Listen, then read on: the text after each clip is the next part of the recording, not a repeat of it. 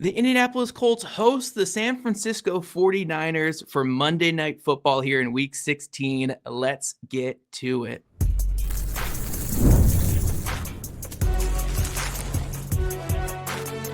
You are Locked On NFL Crossover, part of the Locked On Podcast Network. Your team every day. Hello, everyone. My name is Zach Hicks of Locked On Colts. That's Eric Crocker of Locked On 49ers. Welcome back to our shows and part of the Locked On Podcast Network, now the #1 sports podcast network around. Crossover Thursday is presented by Prize Picks. Download the Prize Picks app today. Use the code LOCKEDONNFL to get $50 in lineups after you play your first $5 lineup. We're here today to dive into this crossover between the Indianapolis Colts and the San Francisco 49ers. Game with major playoff implications, at least on paper. We'll see what it actually means for the Colts going forward. But we're going to dive into our typical crossover mode that we get into, guys. We're going to talk about the biggest storylines, the biggest matchups, and what the keys to victory are for our two squads. But Croc, man, we're going to dive into it from your perspective first. Since we are hosting, I want to give you the floor first. What is the biggest storyline for the San Francisco 49ers, who have been on a roll for a lot of this season despite all the injuries? I think one of the biggest storylines, aside from all of the injuries, is probably the situation with Brandon Aiyuk. This is the guy who tore his ACL and some other ligaments a year ago, and most people expected him to be back by now. And then come to find out, there's a big contract dispute. He's unhappy, and the situation just soured big time, pretty quick too. It was brought up by one of the listeners of Locked On 49ers that it reminded them of the Michael Thomas situation. And I said, man, that's pretty spot on, where it was a guy who was productive for a squad, got paid, and then all of a sudden it just went south. The situation soured, and he found his way off of the team and eventually out of the NFL as well. So Brandon Aiyuk, I assume he's going to be playing somewhere next year. I just don't think it was with the 49ers. And right now they could use him. They do have weapons offensively. You see guys like George Kittle, who's still very productive for the 49ers. Christian McCaffrey, aside from last game where he only had one catch, he's been used as a pass catcher as well. So you look at all of that. Juwan Jennings, he's been solid when playing, and there's been a lot of other guys who have contributed as well. But Ricky Pearsall, he's kind of banged up right now. He's missed several games this season. Brandon Aiyuk, he could help the 49ers a lot in that receiver room, and I think that is one of the bigger storylines. It's a big storyline because we're finding out over the last week or so that it's just like he's just not coming back. But the 49ers probably a little used to playing without him by this point in the season. Yeah, and how weird is that? Like, you guys are on the verge of making the playoffs despite all the injuries. You guys have been still keeping the wins up despite half your defense going down with injuries. And for that to be kind of your big storyline this late in the season, like, it's almost like a weird thing, I guess, for you guys even to be talking about it when there's like, it should almost be like praising the team. Like, we're pushing our way into the playoffs right now, but there's like this distraction that keeps popping up. Yeah, I mean, the 49ers, and I give all the praise on this to Kyle Shanahan. He has done an excellent job of coaching this football team because it has been injury after injury. I mean, how many teams are able to stay afloat while not having their starting quarterback for several games? I believe, and our audience will correct me if I'm wrong, I think Mac Jones is 5-3 on the season. So that's 8 games that you're playing without your starting quarterbacks. Most teams don't survive that. On top of that, George Kittle missed a portion of the season. Juwan Jennings, who I previously mentioned, missed a portion of the season. You had Ricky Pearsall miss a portion of the season. And I haven't even gotten to the defensive side where they've just been ravaged by injuries, especially the big guys, your all-pro players, defensive player of the year caliber guys, Nick Bosa, Fred Warner. They lost their first-round pick, the 11th or 12th overall pick, Michael Williams. He's gone. So the 49ers, and there's several more guys too, but there's so many guys to name, guys that you were going to count on this season to be big contributors. And at this point in the season, to be 10-4 is really just a masterful coaching job by Kyle Shanahan. And I'll throw Robert Saleh in there too. The defense wasn't great last game, giving up as much points and yards as they did to a bad Tennessee Titans offense, but they're finding ways to win. They've been good in other games defensively against guys like, the Panthers and some of those teams. But ultimately, Kyle Shanahan, again, a masterful job this season, keeping this team very, very, not just competitive, but at this point in the season, an opportunity to potentially be the number one seed in the NFC. Yeah, no, for sure. And that's kind of funny because it links back to the Colts, where a lot of our conversations recently with Indy has been like, man, it's really tough to win in the NFL, especially when you're going against playoff team after playoff team these last couple of weeks, when you're down to your emergency quarterback, when you are down your best players on defense. Colts are without their top 3 defenders, Mooney Ward, which you guys all know and love out there in San Fran, DeForest Buckner, you guys all know and love out in San Fran, and then Sauce Gardner. Those guys have barely played for the Colts in this recent stretch when they've gone downhill. But I guess we can always say there's one team that can win with all that going against them, and that is the San Francisco 49ers. And it's kind of the battle of the injuries here, where you guys, though, have your quarterback back. The Colts' biggest storyline is obviously Phillip Rivers. I think there was a stat put out there, or thing put out there, the number 1 most watched Indie Network game because it was Phillip Rivers' return after 5 years. And I think on top of just the Phillip Rivers return for the Colts being this big storyline, I think it's also just the fight the team showed against the Seattle Seahawks. That was a good team they played last Sunday. And I think people aren't giving enough credit that this Colts team that should be in their dying throes right now because of all the injuries, because of where they're at quarterback, took Seattle to the wire, held one of the best offenses in football to no touchdowns in that game. And I think the Colts deserve credit for that fight. But now the big thing, the big storyline going forward is, was that their final push on this season before they give up in the final 3 games? Or is this like showing what they're going to be the rest of the way? Are they going to continue to fight? Are they going to be a team that's going to be a tough out and maybe can squeeze out a win or 2 down the stretch?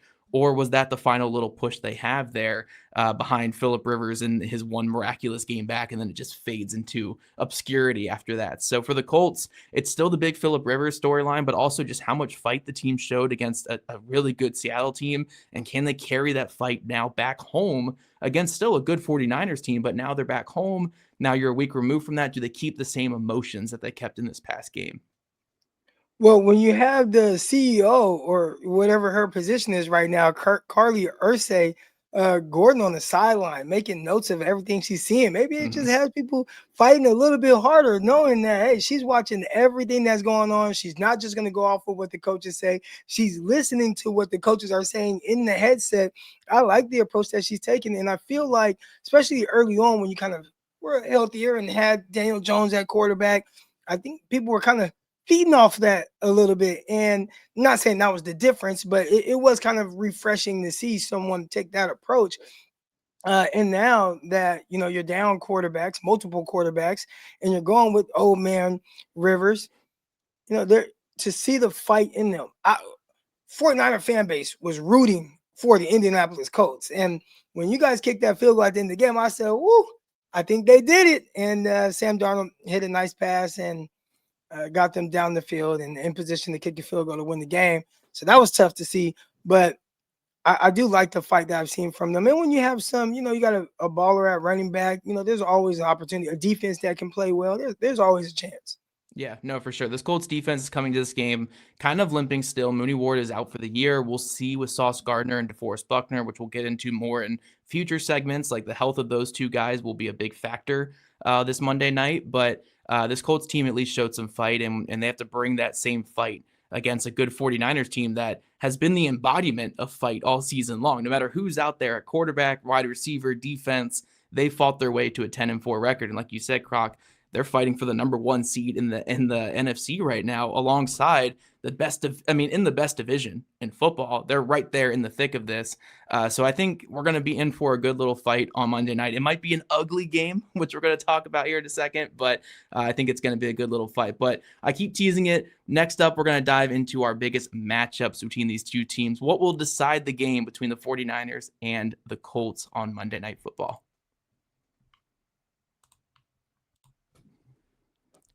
But first, this episode is brought to you by Prize Picks. The holiday season is one of the best times for sports. You got bowl games, big basketball matchups, playoff pushes. It's all happening at once. And while we're all making the choices every day, one of the most fun places to make the right call is with Prize Picks. Prize Picks is the easiest way to get in on daily fantasy sports. Just pick more or less on at least 2-player projections, lock in your lineup, and you're in the game. It's simple, it's fast, and it's available in 45 states, including California, Texas, Florida, and Georgia. The early payout feature is a great bonus. When your lineup starts strong, you may get that option to cash out early, which if you're kind of manic like me and just freaking out, I think that's the perfect way to go. And if you can choose from a huge range of unique stats from fantasy scores, field goals attempted, free throws made, and turnovers, whatever fits your strategy, you can pick your way to play on Prize Picks. So download the Prize Picks app today and use code LOCKEDONNFL to get $50 in lineups after your first $5 lineup. That's code LOCKEDONNFL to get $50 in lineups after you play your first $5 lineup. Prize Picks, it's good to be right.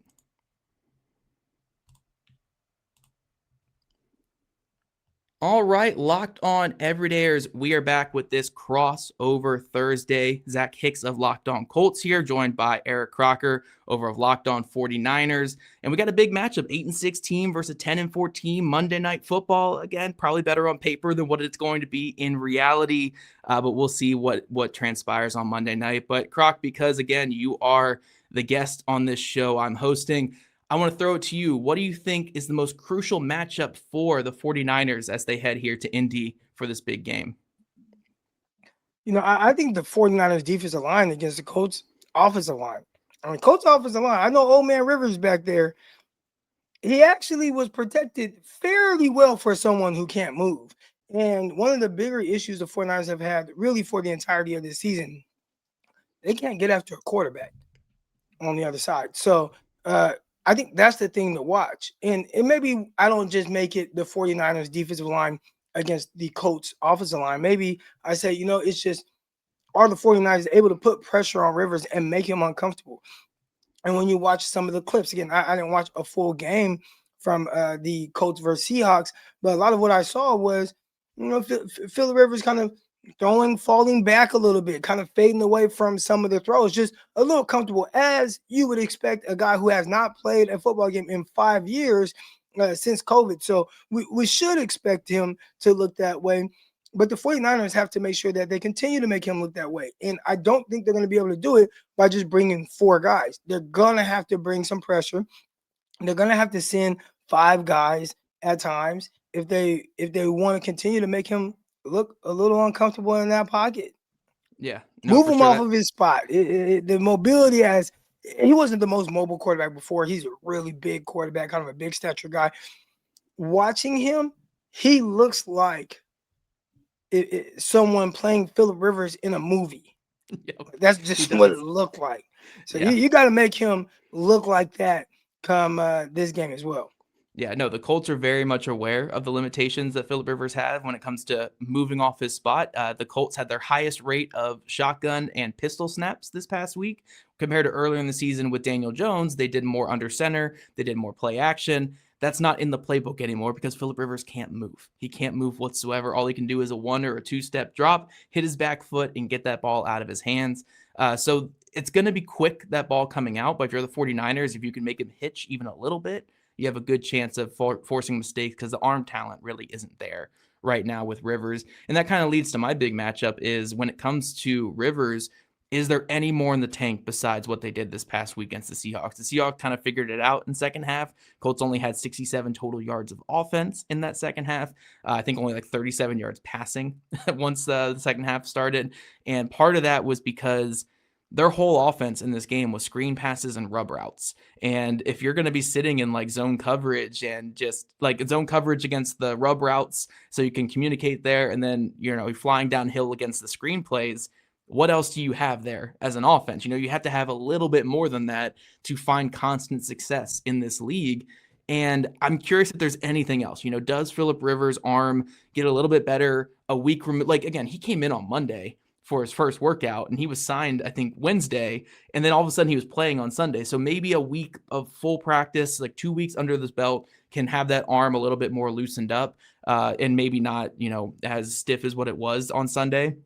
Or is maybe that's just what we're going to get, and all they can do is run rub routes and run these checkdowns to running backs. So I think the biggest matchup is, can they get anything more out of this passing offense? Because Rivers gives you a nice floor of, hey, ball's going to be out, guys are going to be able to catch it and fall forward and get into 3rd and 2, 3rd and 3, 3rd and 4 situations. But the margin for error is so short when you're relying on like 10 plus play drives. You have to be able to have something more than that. So a big matchup for the Colts is, can they squeeze anything else out of Phillip Rivers, or is that the best they can do? Because if that's the best they can do, I don't know if you're beating any of these teams down the stretch here. Yeah, the 49ers are going to have to figure out how to take away the short stuff, some of the crossers or the mesh routes and things like that, and make him push the ball down the field. Some of these balls floating just a little bit, right? Doesn't have as much zip on his throws as he used to.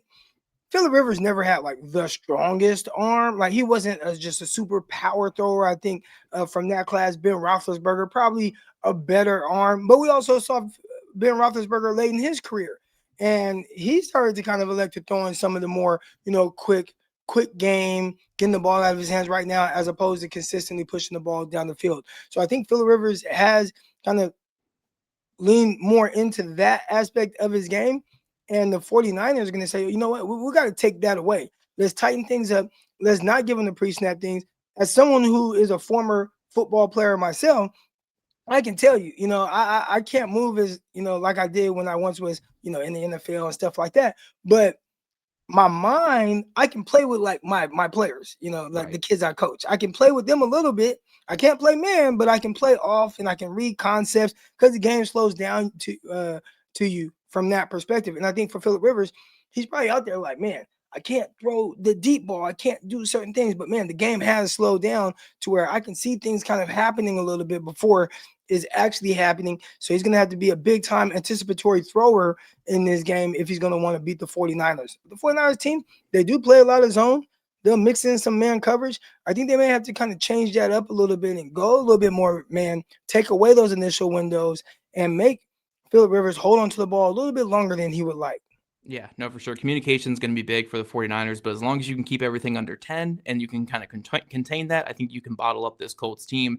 But I love that shout out with the trench play where the Colts O-line versus the 49ers D-line, because the Colts might be down their top 2 offensive tackles for this game. Now, the 49ers haven't capitalized on that all season, but this would be the time to do it, because if the Colts can get out there and run out of the gun with Jonathan Taylor all day long, if they don't have to put the ball in Phillip Rivers' hands, they will do that, So the big thing for the 49ers will keeping the Colts into a pass-centric offense and making sure that Jonathan Taylor doesn't beat them with that offensive line up front. Flipping quickly to the other side, though, for the Colts, I think the biggest thing, obviously, to slowing down this 49ers offense is, one, Christian McCaffrey's been such a fun, interesting running back this year, where he's playing like slot receiver a lot. He's like the best slot receiver in football while also being a running back. So for the Colts, the first thing is just trying to identify where he is at all times and holding him down. I know the Titans only held him to 1 catch last week, but that's not the norm. He's got a lot of catches this year. And then just limiting yards after catch and yards after rush for the 49ers. They've been creating a lot of yards like they always do with Shanahan. Shanahan's one of the best schemers in the NFL. So for this Colts defense, that could still be very shorthanded. If you get your hands on a guy with the ball, you have to get them to the ground, which has always been a difficult task, especially with George Kittle, too. George Kittle's a monster when he gets the ball in his hands. The 49ers haven't been as good with the yards after catch. I think some of the guys that they originally relied on to be big yards after catch guys, they're either no longer here or no longer playing right now, or maybe not as explosive as they once were. And I would say right now, who are the Yak Bros, as they used to call themselves? There was Deebo Samuel. He's in Washington. Brandon Aiyuk was a part of that. He's just acting kind of weird right now. So then you look to George Kittle, who's a big part of that. And while he'll fight for extra yards and he may break a tackle, you are not seeing those big breakaway run after catch runs that you saw early in his career, slicing through defenses, just not there. And Christian McCaffrey, although he has a ton of catches, a ton of touches, the volume is there, but the explosive plays, not there at all. I think his longest run this season, 20 yards. Some people may attribute it to, some of the offensive line and run blocking, and I would give them that if it wasn't something that has just been non-existent all season long. It's like, you can't. You're telling me they're never blocking things up ever for you to spring off some big runs. So the explosive nature of the 49ers offense is just not there. And I think they have to rely on Brock Purdy to create more of those explosive plays with his legs, with his arm. And when I say with his legs, even though he did have a big run last game, I mean more so of getting out the pocket and being able to throw the ball down the field where maybe coverage broke down, because the run after catch guys, they're just not quite either there again or what they used to be. Yeah, and real quick, I love that point there with Brock Purdy getting out of the pocket, because the thing that's made him one of the best Shanahan quarterbacks, if not the best Shanahan quarterbacks, is his ability to make plays out of structure and get out of the pocket on the move. The Colts this year have really struggled to get quarterbacks down when they get pressure on them. Latu's had that issue in his 2 years with the Colts, and if Buckner doesn't play, that limits them even more. So getting Purdy just to the ground, like in any way possible, is going to be a big part, because again, once he gets out of that pocket, it's not just the scrambling, it's being able to throw outside the pocket and create plays that way. But coming up, guys, we're going to dive into our keys to victory for these two teams. What do the 49ers have to do to beat the Colts, and vice versa?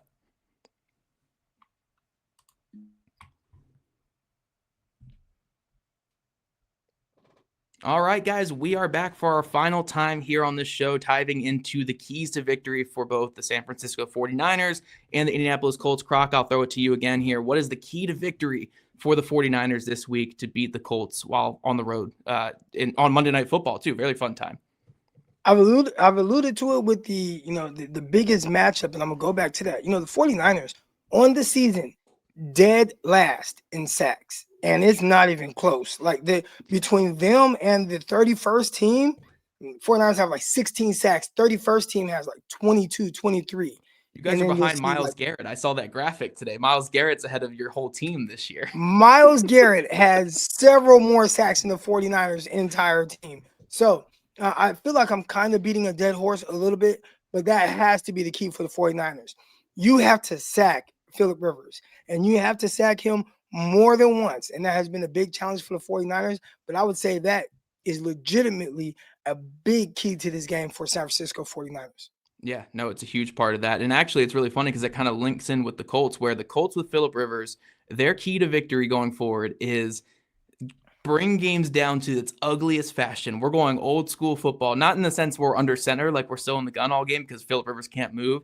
But the whole goal of the Colts to win games down the stretch is to play complete ball control on offense, no negative plays. We're going to beat you 3 yards in a cloud of dust at a time and maybe get some first downs that way, pin you deep with special teams if we have to punt, and then win on defense. It's the only way they had a chance against Seattle last week, and they nearly pulled it off. And I think that's the way they're going to approach a lot of these games down the stretch. So for the Colts, it's kind of avoid those negative plays, avoid those turnovers, avoid those sacks, because if they can avoid those, they can keep on track. That's, again, against Seattle, only 1 sack, and it was on the play where Phillip Rivers slipped on the logo, that really funny viral moment where he just fell down and it took him 10 minutes to get back up.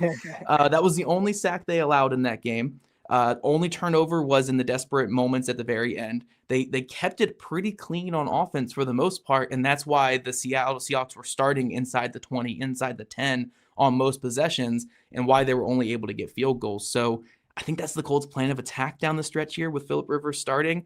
So if you're the Colts, you got to avoid those sacks. You have to avoid those turnovers, because any one turnover or 1 sack can flip the game script against you. And can Phillip Rivers win with a negative game script? Probably not. He can probably only get the win for you if it's just that ball control, getting 3 to 4 yards, falling forward, and winning a field goal battle. If you throw a pick 6, that might be the end of the game for the Colts. So for the Colts, it's avoid those big negative plays. I think another thing for the 49ers is something that they've actually done very well, and it's flown under the radar a little bit. It's one of those things when it's not an issue, you don't bring it up as much. When it's an issue, you talk about it a lot. But special teams, 49ers are top of the league right now in special teams, and that is an area where they struggled with for years. And they hired a new special teams coordinator. It seems like they're getting it right. And some of these games we're talking about, if you're going to win games with the amount of injuries the 49ers have, there has to be something else than you just playing well, offensively or defensively. And I think for the 49ers, it's been special teams. I don't even want to mention the kicker's stats right now because I don't want to jinx anything. But He's got a good thing going right now. Eddie Pinero kicking the ball. Special teams, they've been able to take the ball away several times. They've been able to capitalize off of getting either a big return by the 49ers returner Sky Moore or pinning teams back on punt coverage. So 49ers continue to play really good special teams, a very underrated aspect of their game right now that's really attributing to some of these wins.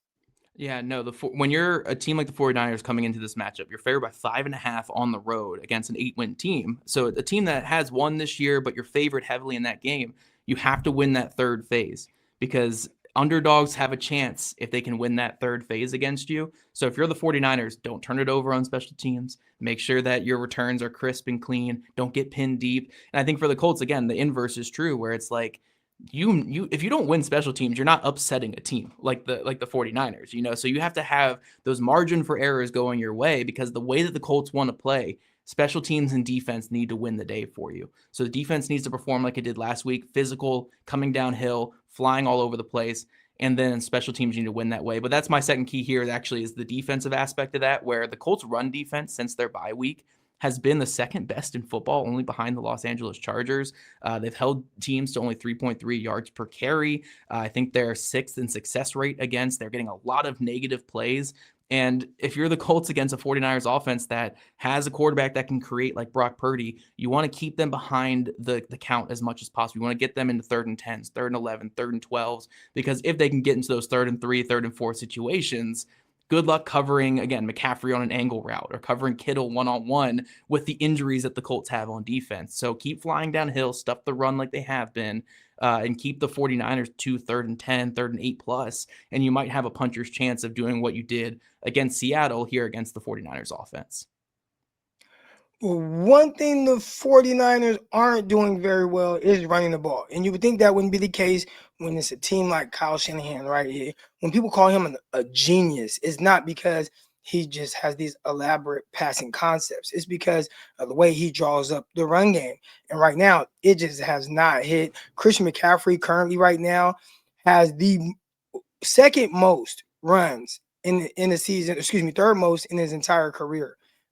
But he's just shy of 1,000 yards. He will hit that. Again, the volume so far has been crazy high for him. 3.6 yards per carry. That's the lowest yards per carry in his career. So he still may very well get 23, 24 carries in this game. It just might be a hard fought 65 yards. And that's what the 49ers have seen a lot of. Now, if they can get something going on the ground, that would be awesome. But like you said, this is a Colts team who has done a really good job of defending the run. And I think that's something that they might be able to do again against the 49ers. So it'll probably be the other things, keeping Brock Purdy in the pocket, having to make throws. One thing I think Brock Purdy is really good at is when he has the run and pass as an option. And what I mean by that is first down, second down, right? If you let them get 4 yards on the ground, 5 yards, it's like, they can throw the ball right here, or they can run the ball. That's when I feel like he's probably his most efficient. When you get him in those kind of third and long situations, he still can complete them. Don't get me wrong. But I think that's where he's been more prone to force something to a receiver and potentially turn the ball over. So I think against the Tennessee Titans, they did a pretty good job of staying out of those positions, and most of the third downs were very manageable for the most part. And I thought he excelled and played at an extremely high level in that game. If you can get him to be a little uncomfortable with the down and distance, he may force something and give you something, and that could open up an opportunity for the Colts. Did it several times against the Carolina Panthers, threw 3-4 interceptions in that game. Didn't matter. 49ers still won. So even with him doing that, if the 49ers defense does their part on Phillip Rivers, they still can pull a win out, even if there are some of those turnovers.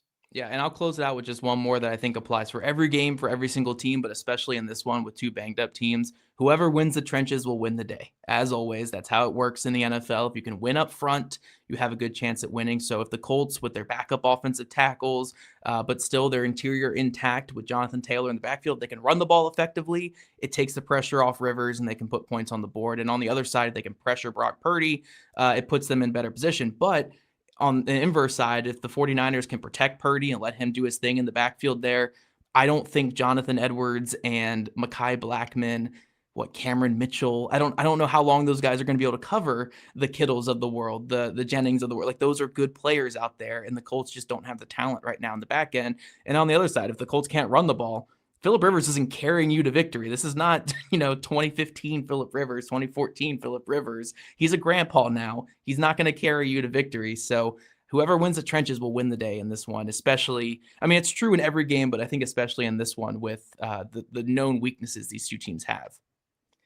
Man, you said 2015 and 2014. I think even by then he was still in the NFL for a long time. Right. Prior to that. So he's been around a long time, and we're going to see how he holds up in this big time matchup. Yeah, definitely be a fun one here. Both teams still have playoff hopes. The Colts' hopes are probably more hopes right now than the 49ers, who are, doing their thing. But should be a fun one on Monday night between these two squads. Again, primetime football in Indy. We will see the interesting uniforms the Colts have in that game as well. So make sure you guys are tuning in. But real quick, if you guys need a last-minute holiday gift, or someone keeps asking what you want, make it easy. Ask for the Everydayer Club. Ad-free episodes of this show, exclusive Discord server access, and more. Subscriptions can be gifted through Locked On Colts or LockedOn49ers.supercast.com.